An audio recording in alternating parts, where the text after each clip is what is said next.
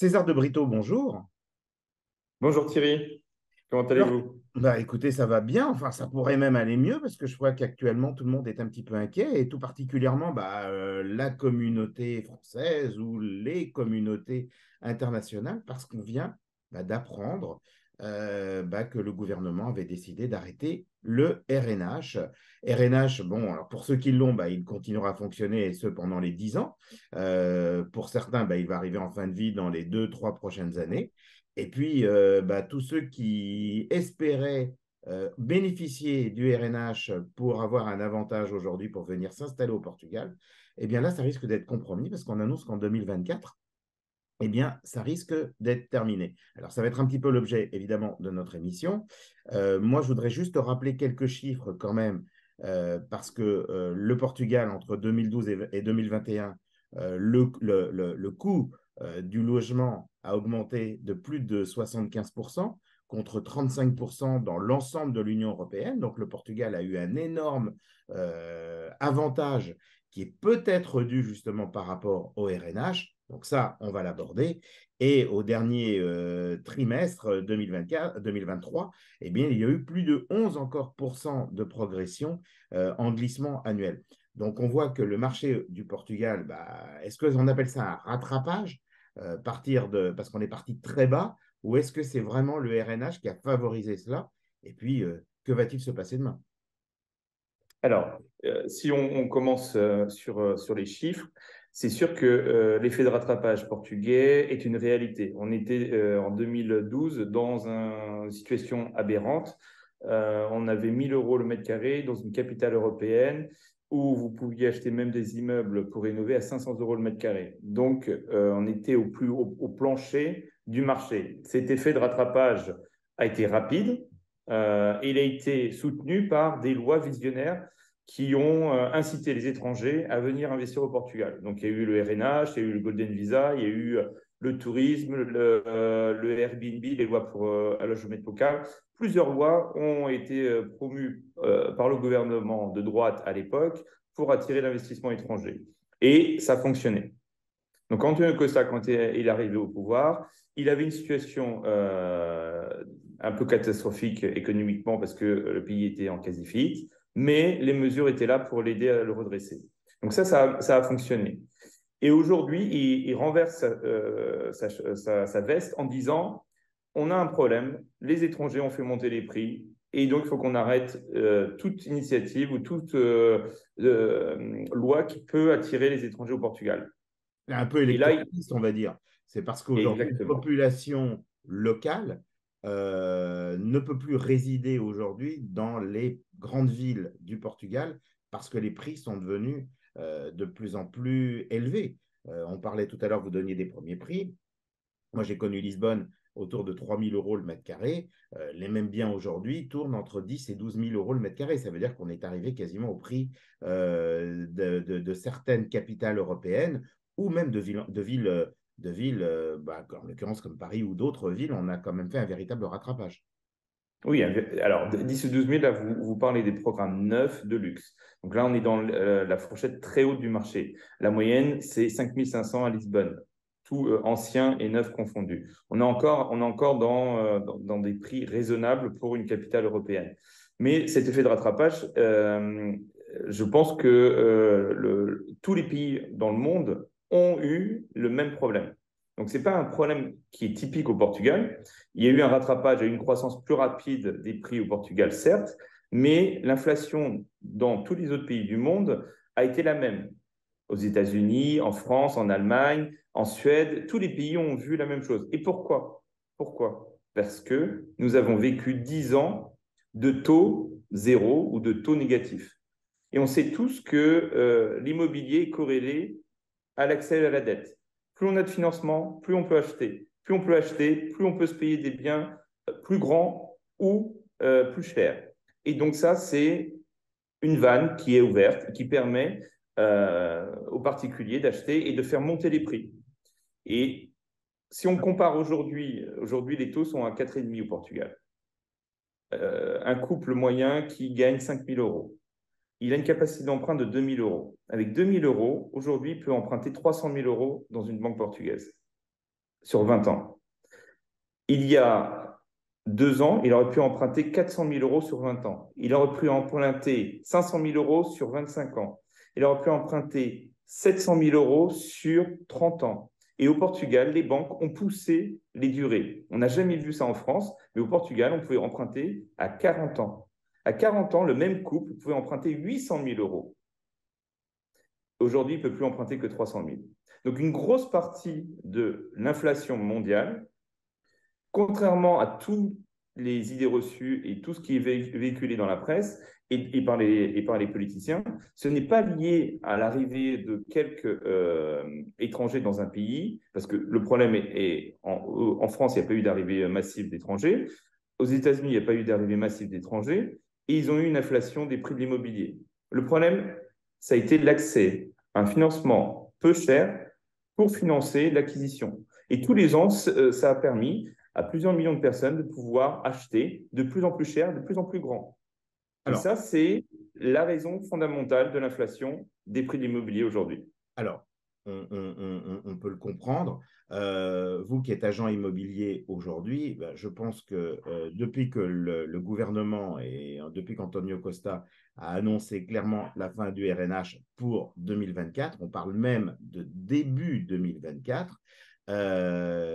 Comment ça se passe au niveau de vous, de vos confrères? Est-ce que les gens vous téléphonent? Est-ce qu'il y a un vent de panique un petit peu? Dites-nous un petit peu, voilà, ça fait que Alors, la journée d'hier a été une journée exactement de panique. Donc, les gens nous ont contactés, ils ont contacté les avocats avec qui on travaille. Donc, tout le monde a reçu énormément d'appels pour pouvoir avoir une réponse. Malheureusement, on n'a pas plus de réponses que ce qui a été annoncé dans la presse. C'est exactement la même stratégie que l'annonce de la loi le 16 février par Antonio Costa cette année, qui a fait une annonce sans prévenir personne, qu'il allait lancer une loi pour améliorer l'habitation, le MAJ habitation, ou plus d'habitation au Portugal. Et il a mis quand même entre le 16 février et le 19 juillet pour finaliser la loi. Donc déjà, ça a pris quasiment plus de 6 mois. La loi, elle a été retoquée par le président, mais il est passé en force le 22 septembre. Donc la loi, elle est active depuis le 22. Elle est active. Elle a été acceptée par l'Assemblée. Elle va être publiée dans le journal public et elle va être active à ce moment-là. Mais elle a bon, été votée. donc, si je vous suis par rapport à ce que vous êtes en train d'évoquer, quand on parle de l'application début janvier ou en tout cas dans les premiers mois de 2024, vous avez tendance à dire que ça ne va pas se faire en 2 minutes. Il va falloir quelques mois pour que ça passe au Parlement, pour que ça soit adopté. Il n'est pas exclu que le président, une nouvelle fois, marque son opposition, parce qu'évidemment, on le rappelle, le président est PSD, donc parti de droite, alors que le gouvernement est de gauche, qu'en plus c'était la droite qui avait installé le RNH, donc aujourd'hui ils ont l'impression un peu qu'on leur coupe l'herbe sous le pied, que ça a bénéficié évidemment au Portugal, mais même si ça se passe dans quelques mois, pour vous, est-ce que le marché des ventes immobilières va ralentir? Est-ce qu'on risque d'avoir une baisse et voire une baisse sensible des prix?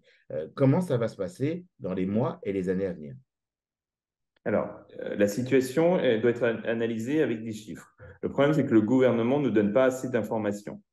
Mais avec le peu d'informations qu'on a, je vais vous donner les chiffres publics qui sont disponibles aujourd'hui.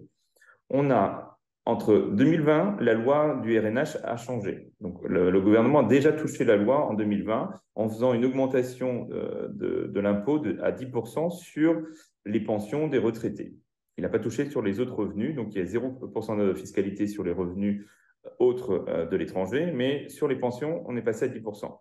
En France, les médias ont annoncé la fin du RNH. C'est fini, c'est plus intéressant. Le Portugal n'est plus une destination fiscale de rêve. Entre 2020, il y avait 47 000 RNH inscrits. 2022, 74 000. On a augmenté de plus de 50% le nombre d'RNH après le changement de la loi. Qu'est-ce qui s'est passé? Il y a eu un effet post-Covid. Donc, après le Covid, tout le monde a voulu changer de vie. Et le Portugal est sur le radar de tout le monde. Donc, le Portugal est devenu une destination qui attire tous les étrangers, certes, mais ces gens-là sont venus pour travailler et vivre au Portugal. Donc, les retraités, c'est une partie marginale aujourd'hui des RNH. Et ce chiffre-là, quel est le split, la décomposition entre les RNH retraités et les RNH actifs? Aujourd'hui, je voudrais avoir ce chiffre-là de l'État Ah portugais. bah, de toute Sur les façon, on le sait, 74 000, il y combien? a moins de retraités qu'il n'y en a eu. Au début, le Portugal était Voilà. attractif pour les retraités. C'était les premiers à prendre un petit peu leurs valises et à venir vivre au Portugal. Aujourd'hui, on a une population d'actifs. D'ailleurs, on voit les liaisons aériennes. En l'occurrence, l'aéroport de Lisbonne est un aéroport totalement saturé avec plus de 30 millions de visiteurs annuels. Mais avec des liaisons sur l'ensemble des villes françaises principalement, qui sont de plus en plus importantes. Paris, je crois qu'il y a plus d'une dizaine ou une douzaine de vols quotidiens sur Paris, si ce n'est pas plus. On a bien Donc, compris. sur les chiffres, la demande pour le Portugal va continuer. Les gens sont venus parce qu'il y avait Est-ce un que les avantage. gens, mais ma question c'est, OK, est-ce que demain, on n'a plus les RNH? Est-ce que les gens vont continuer à acheter ou est-ce que le marché immobilier, un certain nombre de Français vont dire, ah bah, s'il n'y a plus le RNH, quand j'arriverai au terme de mon RNH, je vais aller vers une autre destination attractive, et puis de l'autre côté, bah, je vais vendre. Et si tout le monde commence à mettre un peu son bien en vente, bah, on voit un petit peu ce qu'il en est. On est Français. Vous comme moi, on sait et on lit la presse et on voit qu'aujourd'hui, le marché français, eh bien, c'est plutôt en berne, hein. Exactement. Et donc, nous, aujourd'hui, on a notre clientèle est diversifiée et on a les Américains sont devenus les premiers clients dans notre agence.